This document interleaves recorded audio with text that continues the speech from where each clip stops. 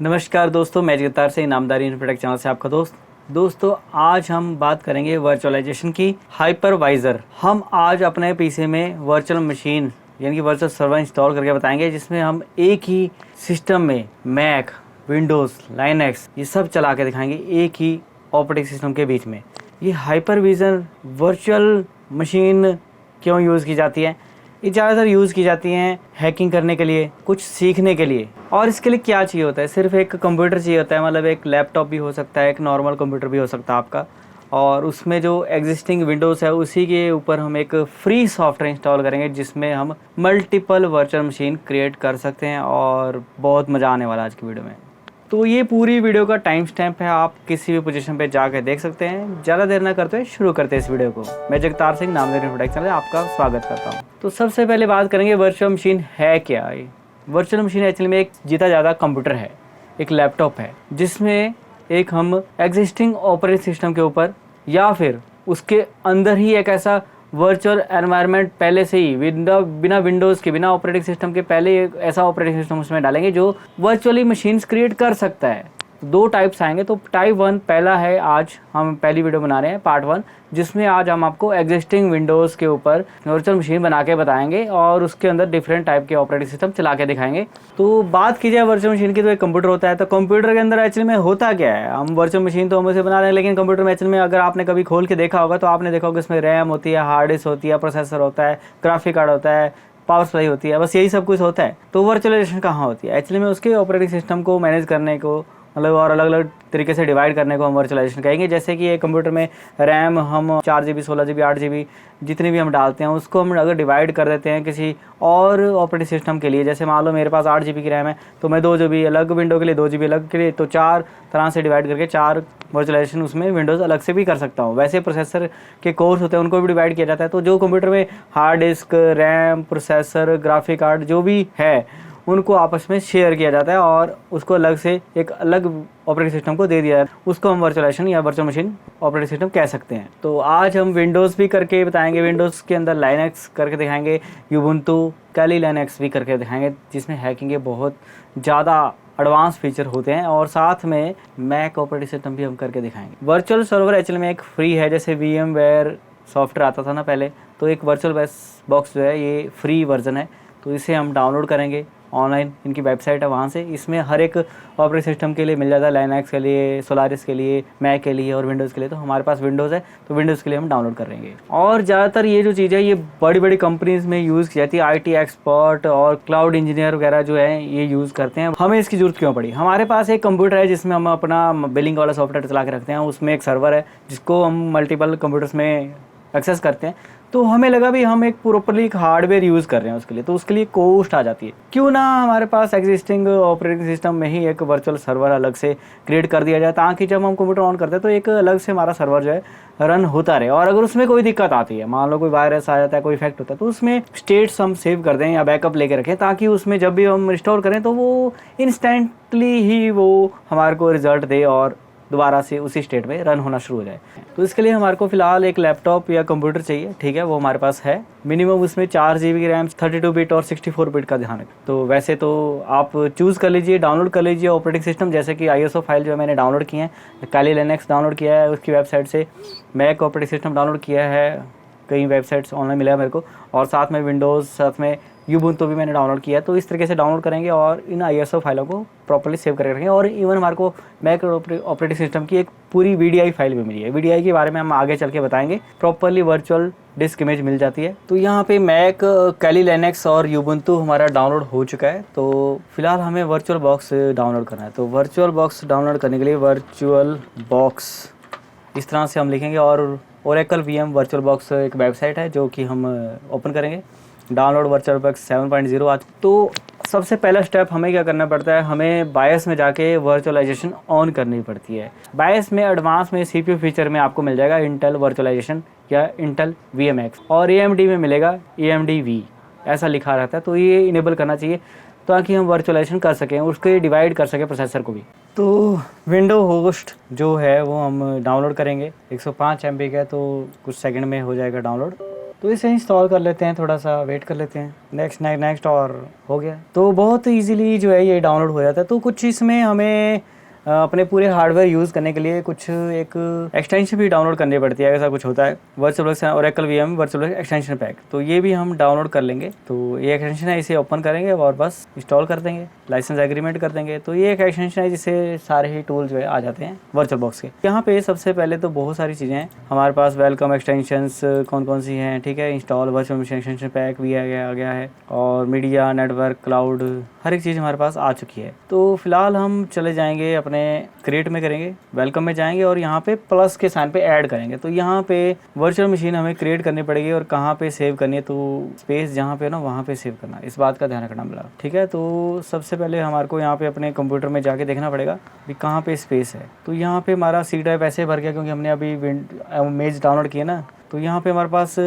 हमें चाहिए थोड़ा सा स्पेस ज़्यादा, मतलब जैसे कि SSD हार्ड डिस्क हो, जैसे 90 GB डाटा खाली यहाँ पे है, ये SSD है, NVMe है, तो इसमें हम इंस्टॉल करने का सोच रहे हैं। तो डी ड्राइव में हम इंस्टॉल कर देते हैं, ठीक है। तो हमने देख लिया अभी हमारे पास कहाँ है, क्योंकि अगर नॉर्मल हार्ड डिस्क है तो वैसे से होगा, और आजकल तो वैसे ही SSD और NVMe चलती है, तो NVMe में ही या SSD में ही करें तो ज़्यादा अच्छा रहेगा क्योंकि वर्चुअलाइजेशन है। तो डी ड्राइव में हम वर्चुअल बॉक्स का एक अलग से फोल्डर बनाते हैं, VM इमेजेस, ठीक है। तो इसमें हम वर्चुअल बॉक्स VMs ओपन कर लेते हैं। अच्छा, ये XML फाइल VBox ओपन करने के लिए बोल रहे हैं, ऐड करने के लिए हमें करना था न्यू, सॉरी। तो न्यू कर देते हैं और नेम यहाँ पे लिख देते हैं, हम पहले कैली इंस्टॉल कर देते हैं, और कहाँ पे इंस्टॉल करना है वही अदर स्पेस मैटर, इस बात का ध्यान रखना। बाद में बोलते रहे भाई हमारा कुछ हो गया। तो ये ड्राइव सेलेक्ट कर दिया। अब ISO इमेज सेलेक्ट करनी है जो कि हमारी है डाउनलोड्स में। तो यहाँ पे यूबुंटू है, हाँ यूबुंटू ही है, ठीक है, यूबुंटू है। काली लाइनेक्स कहाँ गया, शायद उसका 7Z कुछ ऐसा कुछ हुआ था ना, तो उसका 7Z है और इसके अंदर शायद ISO फाइल है। ये तो सीधे VBox है, वर्चुअल VDI है। हाँ वाह क्या बात है। तो कैली का जो हम उस तरीके से करेंगे, ठीक है। तो यहाँ पे हमें वर्चुअल मशीनें हमने डाउनलोड की है, तो फिलहाल यूबुंटू ही हमारे पास है, ठीक है। यूबुंटू करेंगे हम सिलेक्ट, 64 बिट कर रहे हैं, एडिशन की ज़्यादा जरूरत नहीं है, वैसे वर्जन सेलेक्ट कर सकते थे यहाँ पे भी। स्किप अनअटेंडेड इंस्टॉलेशन है भी अपने आप ही इसको अटेंड कर लेगा इंस्टॉलेशन को, ये भी अनअटेंडेड इंस्टॉलेशन की भी कभी वीडियो बना के बताएंगे आपको। और यूज़र नेम VBox यूज़र है और पासवर्ड है चेंज मी। तो वर्चुअल यूज़र तो VBox यूज़र और VBox यूज़र ही हम इसका पासवर्ड रख लेते हैं, लेकिन पासवर्ड हम थोड़े बड़े अक्षर में लिख देते हैं, ठीक है इस तरह से। तो इस तरह से कैली लाइनेक्स और गेस्ट गुस्ट कुछ पता नहीं, बस जो भी है बस नेक्स्ट करेंगे। और हम यहाँ पे मेमोरी जो है, बेस मेमोरी जो है, कम से कम प्रोसेसर रैम जो है हम बेस मेमोरी, हाँ 4 GB लेंगे हम, 4 GB रैम ले लेंगे, ठीक है। और CPU हम 2 ले लेंगे, 2 कोर, ठीक है। वैसे तो हमारे पास 20 CPU वाला प्रोसेसर है, 10 कोर 20 कोर है, लेकिन हम रेड पे नहीं जाएंगे, इस बात का रखना। रेड पे जाने पर बहुत ज़्यादा दिक्कत हो जाएगी। बाकी कुछ नहीं खास करेंगे, 2 कोर प्रोसेसर ले सकते हैं और नेक्स्ट कर देते हैं। और डिस्क यूजेज जो है हम 25 GB ले रहे हैं, तो ऐसा नहीं रहेगा, हम फिलहाल 20 GB ले लेते हैं चलो, क्योंकि 20 GB तो कम से कम ऑपरेटिंग सिस्टम के लिए चाहिए होता है, लेकिन इसके लिए कितना चाहिए होगा वैसे पता नहीं, ठीक है। 20 GB हम ले रहे हैं, ठीक है, यहाँ पे 20 लिख देंगे, 20, ठीक है। 20 GB हम ले रहे हैं। तो बाकी यूज़ है एग्जिस्टिंग हार्ड डिस्क, ऐसा कुछ नहीं है हमारे पास, हम स्पेशल जो अलग से हार्ड डिस्क हो तो वहाँ पे भी कर सकते हैं। और ठीक है, वर्चुअल डिस्क कर देगा और नेक्स्ट करेंगे, और ये सारी हम वेरिफिकेशन कर लेंगे अभी क्या क्या हम करने वाले हैं और फिनिश कर देंगे। कांट क्रिएट मीडियम स्टोरेज, क्यों हो रहा है ऐसा एरर, मीडियम रैप, क्या गड़बड़ हुई यहाँ पे, देखते हैं ज़रा। तो कुछ मिस कर दिया हमने ना, मैं क्या था इसमें, वर्चुअल डिस्क इमेज का ऑप्शन आनी चाहिए थी ना, वो नहीं हमारे को आई। वर्चुअल डिस्क इमेज का ऑप्शन नहीं आया हमारे पास ना, जबकि यहाँ पे हार्ड डिस्क क्रिएट करने का ऑप्शन आना चाहिए था। तो वर्चुअल डिस्क को हमने सेलेक्ट किया 20 GB को, तभी ये नेक्स्ट हुआ। तो इस तरह से हमारा ये रन हो चुका है और पावर ऑन ये हो चुका है, देखो। तो वर्चुअल बॉक्स 7 जो है हमारा रन हो चुका है, और ट्राई टू इंस्टॉल यूबुंटू, और जो भी है बस अपने आप इंस्टॉल हो जाएगा। तो इस तरह से पहला जो है हमारा ऑपरेटिंग सिस्टम जो है रन हो रहा है, और फिलहाल इसके साथ साथ ही हम दूसरा भी चला सकते हैं भाई, यही तो खास बात है। इसमें अब हम ऐड कर देंगे अपना काली लाइनेक्स में, हमने वो काली VBox भी कर देते हैं, ठीक है। VM जो हमने किया था, तो ये हमने यूबुंटू के अंदर काली लिख दिया उसका नाम गलती से, ठीक है। VM इमेजेस के अंदर ये काली है। तो यहीं पर हम जो है हमारे जो दूसरे ऑपरेटिंग सिस्टम हमने डाउनलोड किए हैं, जैसे कि मैक और लाइनेक्स, तो मैक और कैली लाइनेक्स को मैं यहाँ से कट करके तो अपने डी ड्राइव में वही वर्चुअल इमेजेस में पेस्ट कर देता हूँ, ठीक है। और फिर अब हम कैली लाइनक्स भी इसके साथ जैसे चल रहा है, यूबुंटू इंस्टॉल हो गया भाई, वाह क्या बात है, हमारा वेरीफाइंग इंस्टॉलेशन हो गया और यूबुंटू इंस्टॉल हो गया। ये बहुत ज़्यादा फास्ट है क्योंकि ये वर्चुअलाइजेशन है ना, मतलब स्कजी टाइप से, मतलब पूरा हार्डवेयर यूज़ करता है। जैसे अगर हम परफॉर्मेंस की बात की जाए यहाँ पे देखें तो हमारे पास कितना फ़र्क पड़ रहा है परफॉर्मेंस का, वो देखते ज़रा। यहाँ पे हमारे पास मल्टी कोर हम यूज़ करें तो change graph to overall utilisation, तो इस तरह से देखो इतनी प्रोसेसिंग ले रहा है। अभी थोड़ी सी रैम तो ज़्यादा लेगा क्योंकि हमने और भी काफ़ी सॉफ्टवेयर खोल कर रखे हैं, तो जीपीयू भी हल्का फुल्का चलो इतना चलता है। और मतलब क्या यूज़ हो रहा है, कुछ भी नहीं, 3 हार्ड डिस्क लगी हैं इसमें, तो डिस्क हमारी सिर्फ इतने का परसेंटेज यूज़ हो रही है। जब भी हम इसमें कुछ काम करें कॉपी फाइल्स वगैरह, तब भी देखो इतना ही परसेंटेज यूज़ हो रही है।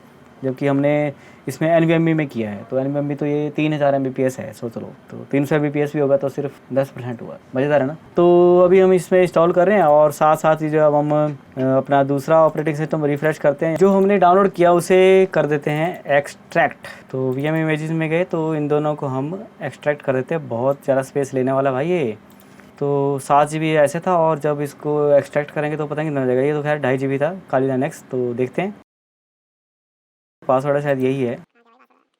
तो हमारा यूबुंटू रिट्राइविंग हो रहा है, इंटरनेट भी चलता रहता है ना इसमें, थोड़ा सा ऑनलाइन कुछ ना कुछ करता रहेगा। देखो प्रॉपर्ली हम मैनेज कर सकते हैं, बड़ा कर सकते हैं, मतलब पूरी फुल स्क्रीन भी कर सकते हैं, हर तरह से मतलब यूज़ कर सकते हैं इसे। तो ये अलग से चल रहा है, ठीक है। और हमारे ऑपरेटिंग सिस्टम के अंदर ही हमने एक और ऑपरेटिंग सिस्टम चला दिया वर्चुअलाइजेशन, और एक तरह से पंगे पुंगे लेने के लिए बढ़िया हो गया। मतलब इसमें कुछ पंगा लिया तो कोई दिक्कत नहीं है। कैली लाइनक्स को हम इसमें ऐड करते हैं अब, ठीक है। तो इसमें हमने इसको रीनेम करना चाहिए था, अगर यहाँ पे रीनेम की ऑप्शन होगी तो कर देंगे। तो सेटिंग अभी चलो इंस्टॉल होने देते हैं, जब इसको बंद करेंगे तब रीनेम हो जाएगा, स्टॉप करेंगे तो पावर्ड ऑफ है। और इसे भी हम स्टार्ट कर सकते हैं। इसमें कितने प्रोसेसर यूज़ करने हैं, वीडियो मेमोरी कितनी लेनी है, प्रोसेसर 2 MB बेस मेमोरी ले रहा है, तो ये सारी चीज़ें इसमें सेव रहती है। इसकी सेटिंग में जाके हम इसकी प्रोसेसिंग कोर्स वगैरह सब कुछ बढ़ा सकते हैं प्रॉपर्ली। तो यहाँ पे कैली लाइनक्स चल रहा है भाई, क्या मज़ा है दोस्तों। ये है एक और चीज़, अगर हमने इस ऑपरेटिंग सिस्टम के अंदर चले गए, अपना कीबोर्ड माउस इसके अंदर यूज़ करना शुरू कर दिया और इससे बाहर आना, तो यहाँ पे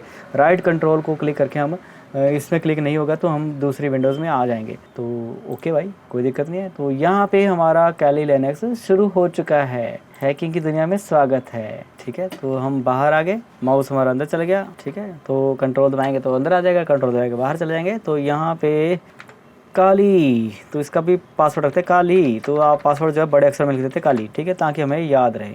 एंटर। तो कैली लाइनक्स जो है हमारा सीधे इनकरेक्ट, इसका पासवर्ड एक्चुअली में किसी और ने रखा होगा जहाँ से हमने डाउनलोड किया है, तो हमें वहाँ से इसका पासवर्ड देखना पड़ेगा, ठीक है। तो कोई बात नहीं, हमारा ये चल पड़ा है, ठीक है। और इसमें रीडमी वगैरह फाइल होगी, देखते हैं कहीं पे होगी, ठीक है। 12 GB का इसका स्पेस है, देखो, ठीक है। और बाकी इसमें जहाँ से हमने डाउनलोड किया ना वहाँ पे देखना पड़ेगा इसका क्या है, ठीक है। यहाँ पे है कैली लाइनक्स, यूज़र नेम काली, पासवर्ड भी काली, ठीक है, ऐसा लिखा हुआ है मेरे हिसाब से तो इन्होंने। चलिए कोई नहीं, ट्राई करते हैं। तो यहाँ पे काली छोटे अक्षर में और पासवर्ड भी काली, ठीक है।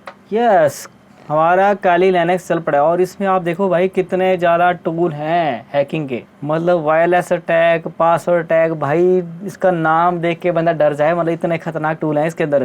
तो ये अगर हैकिंग के लिए अगर आपको कुछ पंगे लेने हैं तो इसमें आप फुल फ्लैज जो है बढ़िया तरीके से यूज़ कर सकते हैं। लैन लोन सब बढ़िया चल रहा है और 2 3 4 वर्चुअलाइजेशन मतलब बढ़िया है और मज़ा आ गया भाई। और अब बारी है मैक ऑपरेटिंग सिस्टम की। तो यहाँ पर आप देख सकते हैं 2 मशीनें मेरी चल रही हैं, ठीक है। तो बढ़िया है, और क्या चाहिए। 2 ऑपरेटिंग सिस्टम चल रहे हैं और पीछे हम एक और इसमें ऐड करने वाले हैं। तो हमें क्या करना है, हमें जनरल में जाना है और यहाँ पे न्यू करना है और नाम रखना है जैसे कि मैक ओएस। तो हमारा है कैटलीना, ठीक है। तो यहाँ पे हमें कैटलीना का अगर ऑप्शन मिलता है तो हम सेलेक्ट कर लेंगे। तो हम इसको ऑप्शन को बंद कर देते हैं और यहाँ पे तो नेक्स्ट कर देंगे, ठीक है। ISO है नहीं हमारे पास, ठीक है। और स्पेस 2 GB की जगह इसको थोड़ी रैम ज़्यादा दे देंगे, 4 GB। प्रोसेसर इसको थोड़े से अच्छे दिलाने के लिए 4 प्रोसेसर दे देते हैं, नेक्स्ट कर देते हैं। और बाकी 20 GB इसका स्पेस दे देते हैं भाई। बाकी लेकिन हमारे पास एग्जिस्टिंग डिस्क है, ये है बात। वो तो इसने अपने आप ही मैक ऑपरेशन जो है सेलेक्ट कर लिया है और बस हो गया। तो हमारे कंप्यूटर में चलने वाला है दोस्तों Mac power up virtual machine. तो एक साथ हम 3 ऑपरेटिंग सिस्टम चला रहे हैं भाई। तो आप देखो क्या क्या चल रहा है। तो यहाँ पे आप देखो, एक साइड चल रहा है कैली लिनक्स, एक साइड चल रहा है यूबुंटू और एक साइड चल रहा है हमारा मैक ऑपरेटिंग सिस्टम। है ना मज़ेदार बात। तो इस तरह से हम मल्टीपल ऑपरेटिंग सिस्टम चला सकते हैं और इनको इसमें हम क्या क्या एडवांस कर सकते हैं वो मैं आपको अभी बताऊँगा। तो जैसा कि अभी ये चल रहे हैं, ठीक है, इसको हम properly shut down, hibernate, suspend सब कुछ करते हैं, पाउज भी कर सकते हैं इवन। मतलब अगर हम मान लो कुछ कम काम कर रहे हैं यहाँ पे, ठीक है, और हमें लगता भी हमने वहीं से शुरू करना है, देखे जैसे मैंने अभी इसको मिनिमाइज़ कर दिया, ठीक है। तो यहाँ पे जब मैं गया तो मैं यहाँ पे काली के ऊपर जो है चले गया, स्क्रीनशॉट, एक्टिविटी सब कुछ देखते, फाइल मैनेजर, स्नैपशॉट्स। तो यहाँ पे स्नैपशॉट भी ले सकते हैं, जैसे टास्क क्रिएट कर दिया तो हम स्नैपशॉट 1 करेंगे, ओके करेंगे तो ये स्नैपशॉट ले लेगा, ठीक है। तो इतने कम सेकंड में पूरी इमेज का एक स्नैपशॉट बन जाएगा। कल को अगर उसमें कुछ चेंजिंग हम कर देते हैं और दोबारा से हमने वापस उसमें जाना है तो जस्ट कुछ क्लिक करेंगे और फिर वापस उस स्टेट में, जैसे बैकअप में रिस्टोर होता है, लेकिन सिर्फ कुछ सेकंड के अंदर अंदर ही। तो बहुत इजीली जो है इसमें स्टेट बन जाती हैं, बहुत इजीली। जैसे हम कोई फाइल फोल्डर मिस कर दें या कुछ भी करें तो स्टेट्स हम यहाँ पे बना के रख लेंगे और उसमें उनको क्लिक करेंगे और स्टेट में हम पहुँच जाएंगे। तो ये रनिंग है और इसमें शो कर देते हैं, ठीक है। अभी तक ये डाउनलोडिंग पैकेज कर रहा है, बहुत तगड़ी चीज़ें डाउनलोड कर रहा है, मुझे लगता है, क्या बोलते हैं अपना। और यहाँ पे पाउज भी है, अगर हम यहाँ पे पाउज करेंगे और दोबारा से इसी स्टेट में आ जाएंगे। तो इसमें भी डाउनलोडिंग हो रही है, इसको रहने देते हैं। दूसरे वाले को हम करते हैं, जैसे कि काली वाले को। तो मैक ऑपरेटिंग सिस्टम वाला तो अभी इंस्टॉल हो रहा है। काली में हम जाके जैसे हम करते हैं, अभी यहाँ पे एक न्यू फोल्डर कर देते हैं, मान लो, ठीक है, JGTR, ठीक है, हम ये फोल्डर बना देते हैं।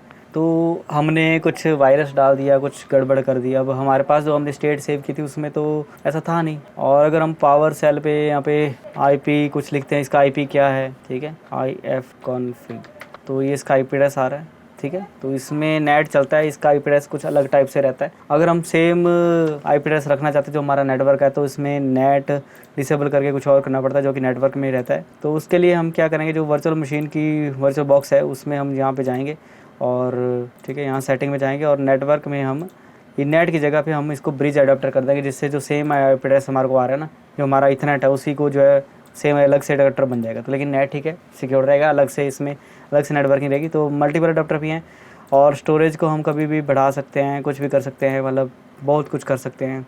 USB शेयर्ड इंटरफेस, मतलब आपस में इनका जो फोल्डर है उनको शेयरिंग कर सकते हैं, मतलब जैसे शेयरिंग होती है ना। साथ में जो क्लिप बोर्ड है उसकी एडवांस में जाके क्लिप बोर्ड को हम बाई डायरेक्शन करने के, यानी कि मतलब उठा के इधर उधर रख सकते हैं, जैसे हम ऑनलाइन जैसे मतलब ड्रैग एंड ड्रॉप, ये समझ लो। अगर हम इस तरह से करना चाहते हैं, या host to guest, guest to host, हर तरह से है मतलब। और बाई डायरेक्शन कर सकेंगे, ड्रैग एंड ड्रॉप, और ओके करेंगे। और ये सारी चीज़ें हैं, मतलब बहुत सही चीज़ है, मतलब मज़ा आ गया भाई। तो अब बात करें, हम काली लिनक्स के अंदर हमने स्टेज सेव की थी और यहाँ पे हमने क्या किया है, अभी हमने एक फोल्डर बना दिया, ठीक है ना। अब हम इस स्टेज को चाहते हैं तो इसको हम राइट क्लिक करके करेंगे टिक, इसको ले लेंगे, ठीक है, टिक तो नहीं करेंगे, इसको शो करेंगे, ठीक है। तो इसको हम पहले इसको पावर ऑफ कर देते हैं, ठीक है, शट डाउन कर दिया, पहले नॉर्मल कंप्यूटर की तरह है और कुछ सेकंड में ये पावर ऑफ ही हो जाता है, अपने आप ही ऑफ हो जाएगा, ठीक है। और ये जो स्टेज है ये चेंज्ड है, मतलब दिखा रहा है इसके बाद कुछ चेंजिंग हुई है। अगर हम इस स्टेज पे जाना चाहते हैं तो इसको हम स्टार्ट कर देंगे इसी स्टेज पे, ठीक है। तो हम इस स्टेट पे ही जो है हम अब रिस्टोर कर रहे हैं, या फिर राइट क्लिक करके रिस्टोर भी कर सकते हैं, ठीक है। यहाँ पे ऑप्शन आनी थी, मतलब रिस्टोर के साथ में रिस्टोर की, तो हम इसी को रिस्टोर कर रहे हैं, मतलब तो हमने कर दिया। तो बहुत ईजीली जो है, मतलब ईजिली जो हम दोबारा उसी कंडीशन में जा सकते हैं। अब इसके अंदर है हम, तो इसके बाहर जाने के लिए कंट्रोल दबाएंगे, बाहर आ जाएंगे। तो बहुत इजी है, मतलब ठीक है। अब वो जो फोल्डर है वो रहेगा नहीं रहेगा वो आपको पता लग जाएगा यहाँ पे, ठीक है। तो वो फोल्डर यहाँ से है, तो इस तरह से रिस्टोर हो जाते हैं, स्क्रीनशॉट ले सकते हैं। और यहाँ पे हम बहुत सारी ऑप्शन है हमारे पास, शो, पाउज, रीसेट, क्लोज और क्लोन, मूव। ये ऑप्शन तब आएगी जब इसको हम शट डाउन करेंगे, मतलब पूरा ऑफ करेंगे। तो ये सारी जो ऑप्शन रहती हैं और वर्चुअल मशीन रहती है। और मुझे लगता है भी शायद इसमें स्पेस नहीं है तब फेल्ड हो रहा है, मतलब कुछ ऐसा कुछ है, मतलब एप्पल में दिक्कत आ रही है। मतलब चलो ठीक है, नहीं चला कोई दिक्कत नहीं, हम बंद कर देते हैं। सिंक्रोनाइजिंग पॉइंट कुछ ऐसा कुछ हो रहा है, एप्पल से सिंक्रोनाइज हो रहा है, शायद कुछ होगा, कैसे चलता है बहुत ज़्यादा चीज़ें देखनी पड़ेगी। UEFI वर्चुअल बॉक्स से देखो दोबारा हो रहा है, तो इसको रहने देते हैं, पावर ऑफ द मशीन, ठीक है। इस मशीन को ऑफ कर देते हैं। तो इस तरह से हम विंडोज़ में इंस्टॉल कर सकते हैं, अगर हमारे पास विंडोज़ भी है। VBox आ गया, VBox यूज़र, ठीक है। तो हम इस तरह से हम इसे चला देंगे, लेकिन मुझे लगता है पासवर्ड हमारा बड़ा था, VBox यूज़र। तो इस तरह से हम अपने कुछ अपनी जैसे हमारी जीमेल की आईडी वगैरह है तो उसको हम सिक्योर करके, मतलब उसमें मतलब अलग से सिक्योर करके अलग से पंगे जो ले सकते हैं, मतलब तो यहाँ पे अकाउंट एक्सेस करो, लाइव पैच करो, legal notice setup live patch कर देते हैं, वी बॉक्स यूज़र, ठीक है। तो लाइव पैच हम इनेबल कर देते हैं, चलो रहने देते हैं, नेक्स्ट करते हैं। फर्स्ट रिपोर्ट लीगल नोटिस, ठीक है, ओके। तो लोकेशन सर्विसेज, चलो ठीक है, कोई दिक्कत नहीं है। तो इस तरह से मल्टीपल ऐप्स ऑन गेमिंग वूमिंग अलग से OBS सर्वर जो है कुछ चला सकते हैं, मतलब लाइव करने के लिए बढ़िया से अलग से ऑपरेटिंग सिस्टम कर सकते हैं हम, है ना, है कि नहीं। ओपन सॉफ्टवेयर ना, और ओपन सॉफ्टवेयर एक सॉफ्टवेयर जिसमें मल्टीपल जो सॉफ्टवेयर वो मिल जाएंगे हमारे को, इतने सारे सॉफ्टवेयर हमारे को जो है एक साथ मिल जाएंगे, देखो OBS इंस्टॉल, ठीक है। तो इस तरह से कर सकते हैं, फायरफॉक्स चला सकते हैं, ऐप स्टोर सब कुछ, म्यूज़िक बॉक्स, गेम्स वूम सब कुछ कर सकते हैं, और पंगे हैकिंग वुकिंग और नई नई चीज़ें खोज सकते हैं, मतलब। तो ये सब चीज़ें थी, ठीक है। OBS done. और यहाँ पे अगर मान लो हम न्यू फोल्डर बना देते हैं, ठीक है, और गलती से अगर ये हमारे से डिलीट हो जाए तो हमें इसे रिस्टोर करना कैसे। अगर मान लो ये हमारे स्टेट है, अभी ये वाली स्टेट है, तो वर्चुअल बॉक्स में गए हम, हमारा ये जो है इसमें हमने क्लिक किया, और ये जो स्टेट है इस पर टेक कर लिया हमने, ठीक है। तो इसका टेक 1 है, मतलब हमारा, ठीक है, पहला हम टेक ले लेते हैं। तो इसकी स्टेट को जो है सेव कर लेगा, जो भी हमारी कंडीशन अभी हमने फोल्डर बनाया हुआ है, यानी कि कुछ फाइल फोल्डर्स में है, सब कुछ सेव हो जाएगा, ठीक है। तो कुछ सेकंड में ये सेव हो गया, ठीक है। अब गलती से हुआ ऐसा भी, वो जो फोल्डर था वो हमारे से हो गया डिलीट, ठीक है। अब हमने स्नैपशॉट ले लिया है, और अब फोल्डर बनाते हैं। ये मान लो ये फोल्डर हमें नहीं चाहिए, ये फोल्डर है बट हमारे को नहीं चाहिए, ठीक है। तो हमने क्या किया, ये जो हमारी स्टेट सेव थी इसको हमने शो कर दिया, ठीक है। इसको हमने पावर ऑफ किया, ठीक है। और जो हमारी स्टेट थी ना, इसको जो चेंजिंग थी इसको हमने यहाँ से रिस्टोर कर दिया, ठीक है। देखो ये रिस्टोर नहीं करेंगे हम, सीधे इसको रिस्टोर करेंगे। अब देखते हैं हमारा फोल्डर आता है या नहीं आता है। अभी देखते हैं हमारे पास फोल्डर आया कि नहीं आया।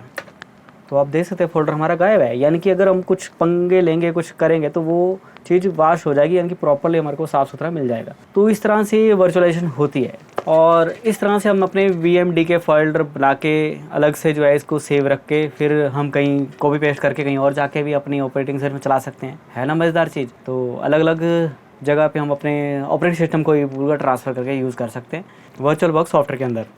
तो ये जो चीज़ है मैंने आपको आज बताई, ये हैकर्स के लिए काम आती है, एक IT एक्सपर्ट के लिए काम आती है, क्लाउड इंजीनियर्स के लिए काम आती है, और हर तरह के IT पर्सन को ये नॉलेज होनी चाहिए वर्चुअलाइजेशन और वर्चुअल सर्वर इंस्टॉल करने के बारे में पता होना चाहिए। तो हमें आशा है आपको हमारी वीडियो पसंद आती होंगी, और इस तरह की और क्या क्या वीडियोज़ देखना चाहते हैं हमें ज़रूर कमेंट करके बताइएगा। इसका एक सेकेंड पार्ट है भी, अभी तो हमने विंडोज़ के अंदर किया, हम एक पूरे डेडिकेटेड कंप्यूटर हमारे पास है, उसके अंदर वर्चुअल सर्वर्स बहुत सारे ऑपरेटिंग सिस्टम हम इंस्टॉल करने वाले हैं, मतलब उसको हम कहीं से भी मैनेज कर सकते हैं रिमोटली। मतलब जैसे हम बोलते हैं ना, हम वर्चुअल सर्वर लेते हैं, जैसे AWS होस्टिंग लेते हैं जैसे, ठीक है ना, उसके अंदर एक डेडिकेटेड एप्लीकेशन हमारी रन हो रही है तो सर्वर हो गया। तो वैसे हम एक प्रॉपरली सेकंड पार्ट में एक प्रॉपरली कंप्यूटर को पूरा वर्चुअल सर्वर क्रिएट करेंगे, उसको एक अलग जगह पे रख देंगे, ठीक है। कोई स्क्रीन नहीं, कुछ नहीं, बस कंप्यूटर रहेगा, और उसको हम कहीं कहीं से भी यूज़ करके उसके अंदर मशीनें क्रिएट करेंगे और डिफरेंट टाइप की ऑपरेटिंग सिस्टम को चलाएँगे। मज़ा आने वाला है बहुत ज़्यादा। तो इतना बता दें, मैं आपका शुक्र करना चाहूँगा, बहुत बहुत धन्यवाद। जय हिंद।